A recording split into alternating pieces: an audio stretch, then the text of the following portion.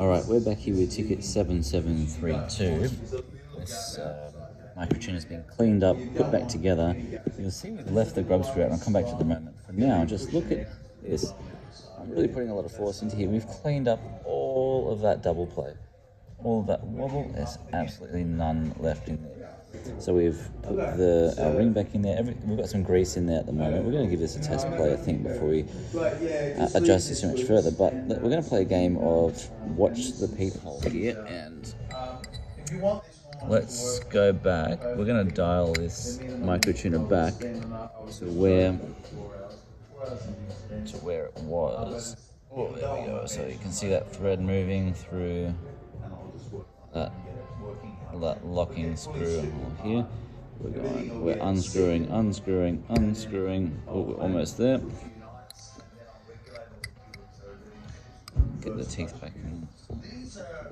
Okay, unscrew it. Oh, come on. Here we go. All right. Unscrewing. Oh, I must have gone too far. Let's dial it back in a little bit. All right, there. You saw that change there. That's where that locking ring was locked to. That's where that screw was. That was threaded before, and now look at the amount of play. So that's what we were dealing with. So massive leaks. That's really going to affect the playing of the instrument. That's moving really freely now because we put some grease in there. Now we're going to dial this back into where we had it earlier, which is just nipped up a little bit more.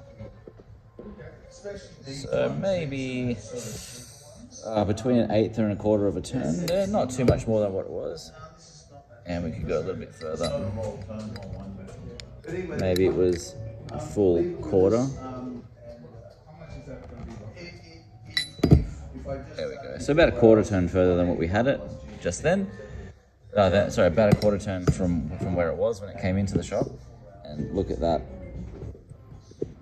Locked down tight, completely rock solid.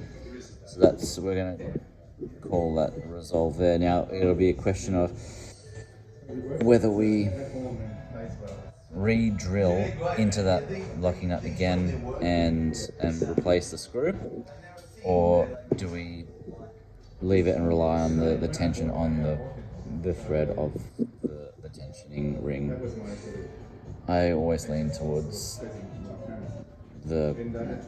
on the side of